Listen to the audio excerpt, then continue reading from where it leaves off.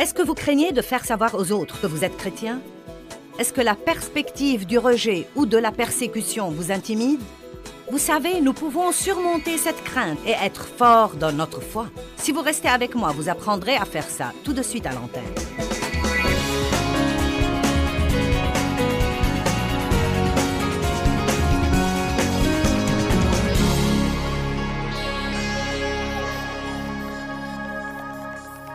Eh bien, vous avez peut-être remarqué que vous avez un ennemi.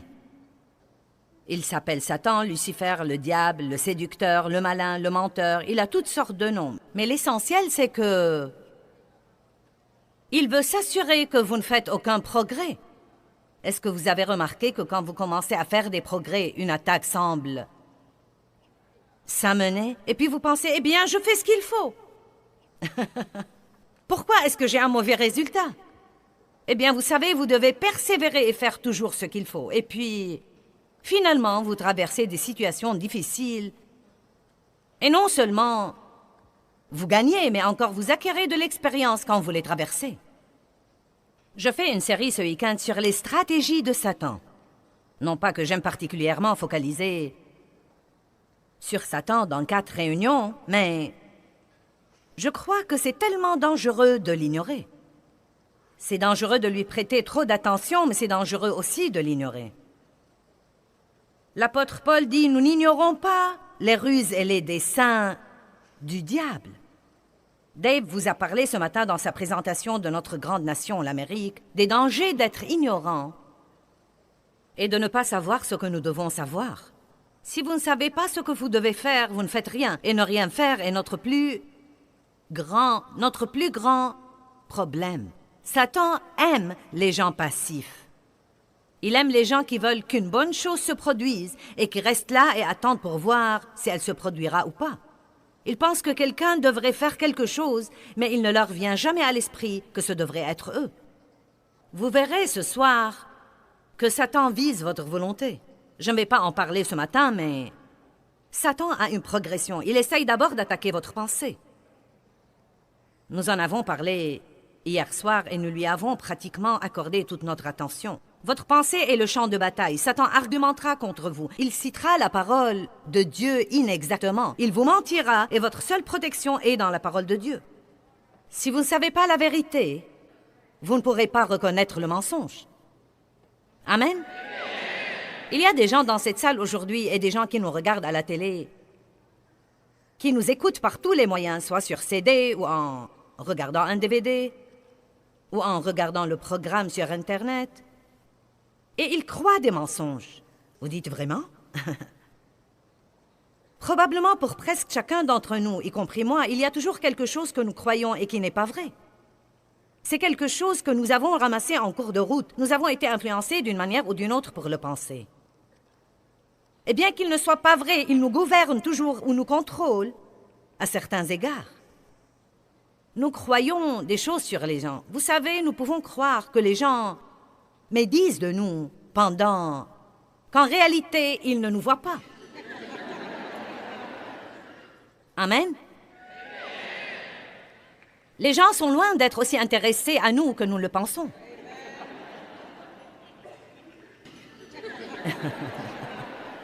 Amen. À quoi penses-tu? Que dis-tu?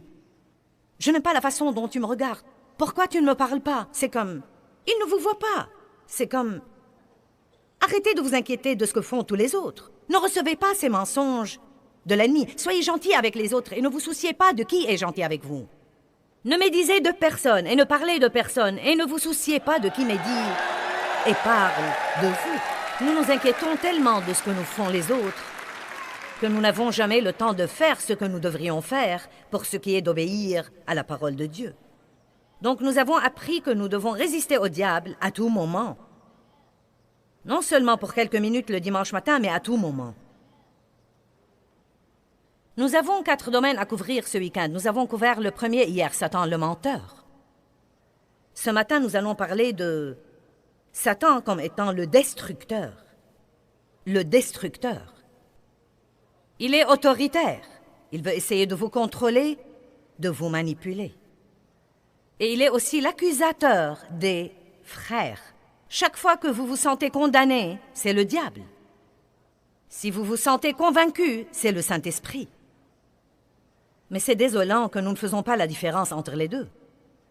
Et donc, bien des fois, nous laissons ce dont le Saint-Esprit nous convainc se transformer en une condamnation et nous restons là, à ne rien faire et nous en vouloir. Je reviendrai sur ce point plus tard. Nous allons parler ce matin de l'ennemi, Satan, le destructeur, et la chose principale, écoutez-moi bien, la chose principale qu'il veut détruire, c'est votre foi. C'est incroyable les grandes choses que vous pouvez faire si vous croyez Dieu. Dieu utilise vraiment des gens ordinaires. Je suis toujours stupéfiée de ce que Dieu me permet de faire.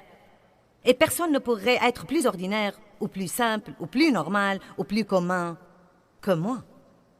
Dieu ne va pas chercher quelqu'un qui a la capacité, mais il cherche quelqu'un qui est disponible. Il cherche quelqu'un qui dira oui et fera des pas de foi.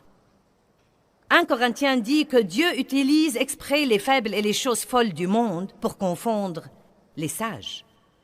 Martin Smith de Delirious et son groupe a voyagé avec nous dans les dernières années et nous avons eu le privilège d'avoir certains des grands leaders d'adoration au monde pour mener notre adoration, Israël étant l'un d'eux. Mais on a bien rigolé il y a 2 ou 3 conférences car Martin a raconté qu'il avait échoué en musique.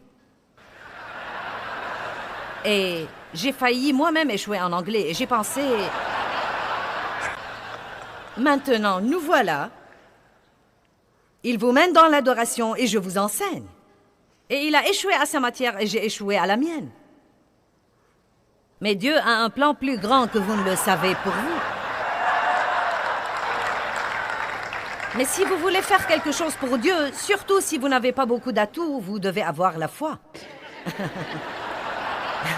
Non, mais quand Dieu m'a appelé à commencer à enseigner la Bible, je ne savais même pas... Je ne savais pas quoi faire. Je suis allée à mon pasteur, je faisais partie de l'église luthérienne, et je lui ai dit, si quelqu'un veut enseigner la Bible, que devrait-il exactement faire? Et j'ai commencé comme ça. Il m'a dit que le livre de Jean était bon pour commencer. Et j'ai cherché ma Bible, et j'ai commencé par le 1er chapitre. J'avais 12 dames, et nous avons démarré. Et je ne savais rien de rien. J'ai appris en cours de route, mais j'ai commencé par la foi. Et au cours des années, j'ai dû maintenir ma foi et ne pas laisser le diable me la voler. Et je veux que vous sachiez aujourd'hui que quel que soit ce que vous traversez, ou quel que soit ce que vous attendez et qui n'est pas encore arrivé, le diable vous ment et il fait pression sur vous émotionnellement et il vient contre vous. Et il vise essentiellement votre foi, car sans foi, il est impossible de plaire à Dieu. Ceux qui s'approchent de Dieu doivent croire qu'il existe et qu'il est le rémunérateur de ceux qui le cherchent diligemment, non pas ceux qui le cherchent de temps en temps, non pas ceux qui le cherchent sur les cimes et l'oublient dans les vallées, mais pour ceux qui le cherchent diligemment, il est leur rémunérateur. Et j'aime ce que Dave a partagé ce matin, comme quoi il a prié et prié pendant des années pour notre nation et pour toutes les villes que nous visitons. Et pourtant, quand vous écoutez les nouvelles, il semble parfois que les choses empirent. Mais vous savez quoi? Nous devons passer outre à ce que nous voyons et dire « Dieu est fidèle ». Et j'ai prié, et il m'a entendu, et Dieu est à l'œuvre. Et tout à coup, soudainement, vous savez, c'est comme ça que Dieu agit parfois. Parfois, c'est petit à petit, vous voyez un petit progrès, mais parfois, vous avez un tout à coup dans votre vie. Et c'est comme, waouh! C'est Dieu! Non, mais j'ai vu des femmes qui ont cru Dieu pour le salut de leur mari pendant 25 ans sans se lasser malgré les découragements et les déceptions. Vous savez, en persévérant dans leurs prières. Et tout à coup, soudainement, la bonne semence au bon moment, le bon message au bon moment, et les vieux fripons ont été sauvés. Et tout a changé. Je ne sais pas où je serais si Dave Meyer avait perdu espoir en moi. Donc Satan veut détruire votre foi. D'abord, il attaque votre pensée.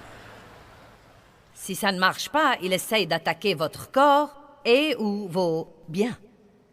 Je veux vous parler pour quelques minutes de votre corps physique et de votre santé. Vous dites, je me mêle de vos affaires, mais c'est ma réunion. Et je vais me mêler si je le veux.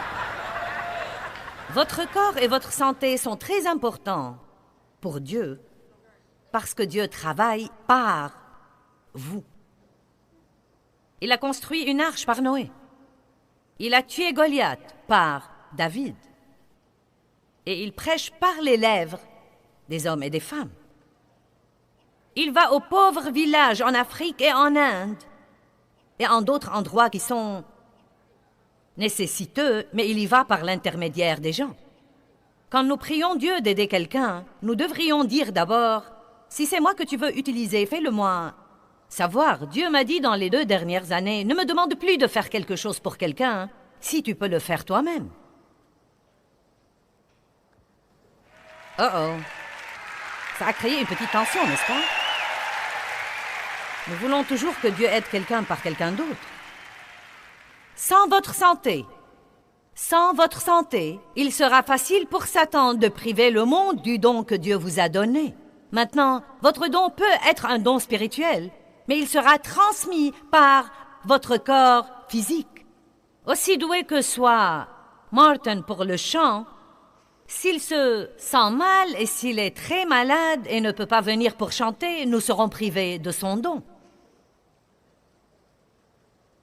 Si je n'étais pas assez forte et en bonne santé pour courir le monde et pour continuer systématiquement à faire ce que je fais une fois après l'autre, non seulement nous n'aurions pas eu ces conférences, mais encore nous n'aurions pas eu le programme télé, car c'est là que nous puisons nos séquences. Quand Satan vient contre votre corps, il attaque le temple de Dieu, parce que la Bible dit que nous sommes ce temple. Regardez 1 Corinthiens chapitre 6, les 2 versets 19 et 20. Ne savez-vous pas que votre corps, que tout le monde dise mon corps, est le temple, le sanctuaire même du Saint-Esprit qui est en vous, que vous avez reçu comme un don de Dieu, vous ne vous appartenez point à vous-même. Vous avez été racheté à un prix. Wow! Vous avez été racheté à un grand prix et devenu les siens. Donc, donnez l'honneur à Dieu et donnez-lui la gloire dans votre corps. Amen? Donc, si vous continuez à lire ces versets, et nous n'allons pas faire ça, il dit « Ce que fera Dieu à celui qui détruit le temple de Dieu. » Maintenant, nous avons une église à Saint-Louis, dans ces quartiers déshérités orientés vers le travail social de proximité. Nous essayons d'aider les gens dans ces quartiers et les enfants ont la vie qu'ils devraient avoir. Et quand j'ai l'occasion d'aller à cette église, je voyage beaucoup, donc je n'ai pas l'occasion d'y aller fréquemment. Mais quand j'y vais, si je vois quelque chose qui ne va pas, je dis à quelqu'un, tu dois nettoyer ce tapis. Tu dois réparer cette porte. Tu dois faire ceci, tu dois faire cela, car je veux que la maison de Dieu soit bien entretenue. Nous devons respecter non seulement cette maison en briques physiques et en pierre ou en bois, mais nous devons comprendre que nous sommes le vrai temple de Dieu. Nous le sommes. Et je vais prendre le temps de vous en parler parce que votre corps, votre santé sont très importants. Et beaucoup de gens maltraitent pathétiquement leur corps en vivant de la malbouffe, en manquant de sommeil, en ne buvant pas assez d'eau, en vivant incroyablement stressés et en se prenant pour des super-hommes ou des super-femmes et en croyant qu'ils peuvent violer toutes les lois de la parole de Dieu concernant la santé et qu'ils seront exceptionnellement des rescapés. Allez maintenant, je suis contente qu'il y ait quelqu'un d'heureux ici.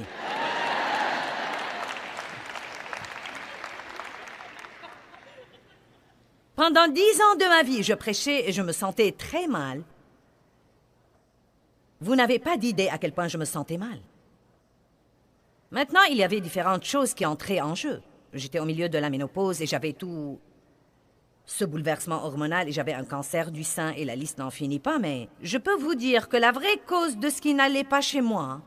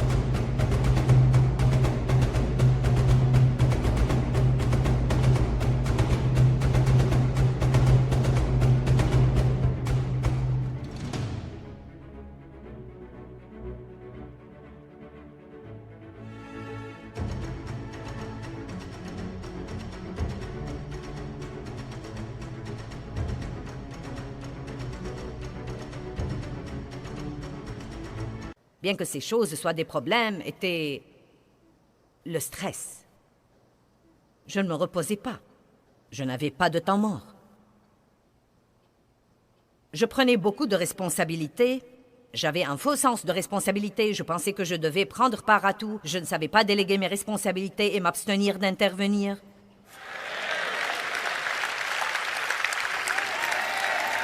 Vous savez, si ce n'était pas fait comme je voulais, ce n'était pas fait comme il faut. Allez maintenant. Et j'allais chez le médecin et il me disait que j'étais stressée et puis cela m'exaspérait parce que je ne voulais pas entendre que c'était le stress. Et je pensais non. Une fois un médecin m'a dit, j'étais dans sa clinique pour 4 ou 5 minutes et il m'a dit, tu es vraiment une femme intense. Bien, je n'ai pas aimé ça. Je vais être très franche avec vous. J'étais en mauvaise santé. Je souffrais de migraines depuis 10 ans. Maintenant, personne ne le savait parce que je me poussais à travailler. C'est incroyable ce que la passion vous pousse à faire. J'avais la passion de prêcher et la passion du ministère et ça m'a donné... Non mais, comme a dit un médecin, tu es une femme qui a de la volonté et cela l'emporte sur tout ce qui pourrait aller mal chez toi. Mais ce n'est pas intelligent à long terme. Je ne dormais pas comme il faut. Je travaillais beaucoup trop. Je ne m'amusais jamais. Je ne riais jamais. Je ne faisais rien qui me réjouissait. Bonjour. J'étais un bourreau de travail. Est-ce que j'ai quelqu'un qui me ressemble ici? Si je m'asseyais pour me reposer, je me sentais coupable, car je sentais qu'il y avait quelque chose que je devais faire. Allez. Et ce système de pensée est tordu et bizarre. Et Satan s'en sert pour tuer notre santé. Or, j'ai finalement appris que je devais me reposer et je me suis instruite sur le plan de la nutrition. Et mes enfants me taquinent maintenant surtout mes 2 fils, car je ne sors presque jamais après la tombée de la nuit. Sauf si je sors pour faire ces conférences. Et mon fils me dit, « Maman, les réverbères vont bientôt s'allumer, tu ferais mieux de rentrer. » Et je suis bien.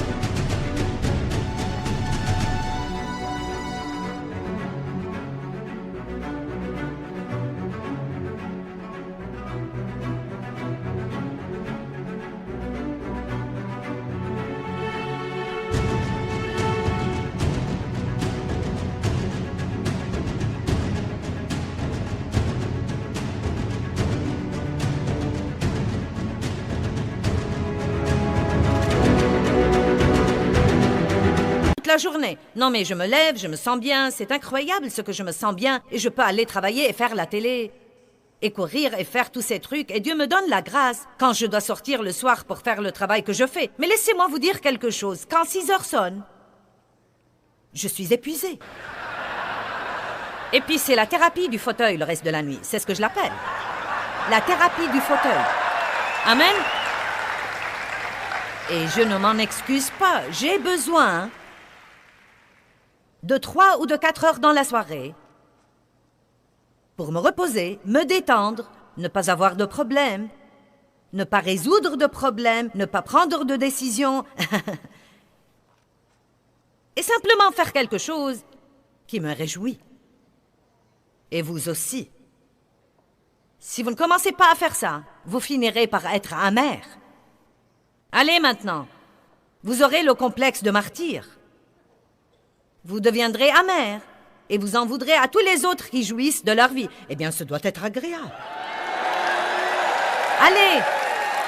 Vous dites, c'est agréable de s'asseoir dans ce fauteuil 4 heures tous les soirs. Vous savez quoi? J'ai dû décider de faire ça et dans le but de le faire, je dois dire non à beaucoup de choses auxquelles, à vrai dire, il y a une grande partie de moi qui veut participer.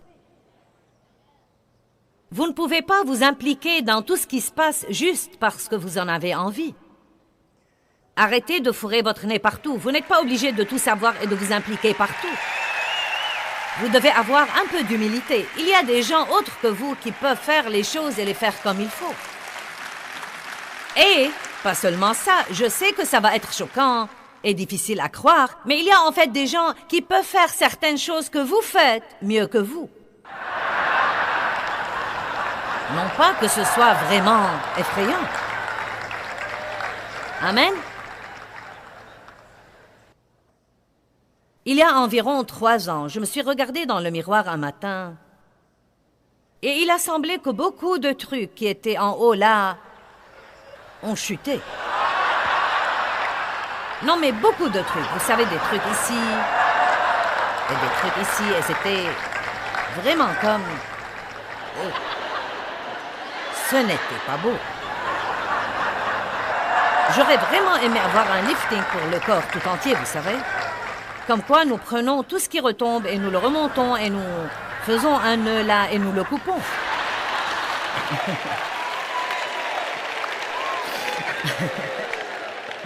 Mais j'ai pensé que ce serait très douloureux, donc...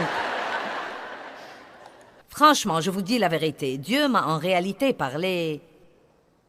Comme je me regardais, il m'a dit, si tu ne commences pas un programme sérieux d'entraînement, écoutez-moi, si tu ne commences pas un programme sérieux d'entraînement, tu ne seras pas forte pour le dernier tiers de ton voyage sur Terre. Maintenant, Dieu merci, quand Dieu m'a parlé, j'avais le bon sens pour le faire. Et je veux finir ce que j'ai commencé. J'aurai mes... Eh bien, j'ai 66 ans et demi, donc la chose effrayante...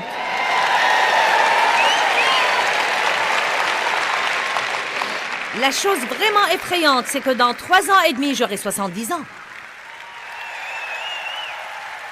C'est comme, oh là! Oh là! Non, mais j'ai dû aller chercher ma carte d'assurance maladie pour les personnes âgées il y a 2 ou 3 ans et ça m'a semblé bien bizarre. Mais voilà le point essentiel. J'ai vécu au moins 2 tiers de ma vie. Je vais vous le dire carrément. Vous pouvez avoir 20 ans, mais un jour vous serez aussi vieux que moi. Mais vous devez décider maintenant de la condition dans laquelle vous serez quand vous en serez là. Allez maintenant, je m'adresse à quelques-uns. Oh, eh bien, je m'en inquiéterai quand le temps sera venu. Non, à ce moment-là, ce sera trop tard pour vous en inquiéter. Et je me suis dit, tu sais quoi, peu importe si je déteste l'entraînement, et si je ne veux pas mettre la gymnastique dans mon programme 3 fois par semaine,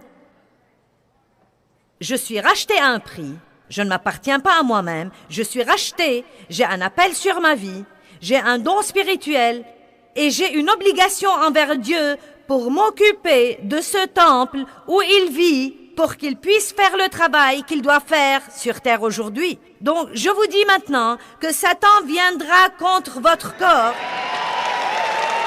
et aller à l'église et demander à quelqu'un d'imposer ses mains sur vous ne répare pas tout.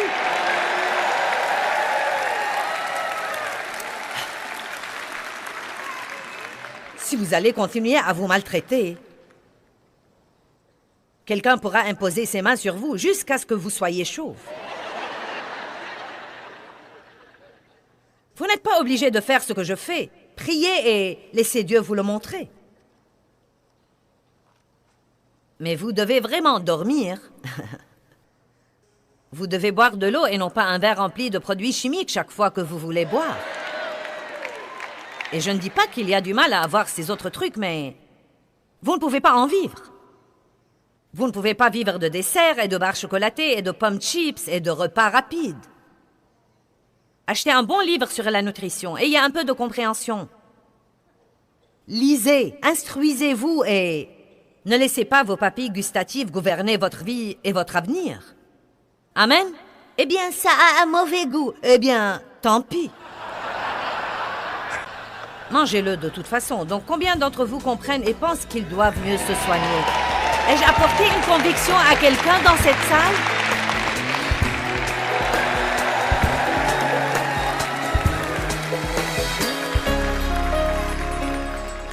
Nous supportons beaucoup de fois des trucs que nous ne sommes pas obligés de supporter parce que nous ne nous rendons pas compte que Dieu nous a donné le pouvoir et l'autorité.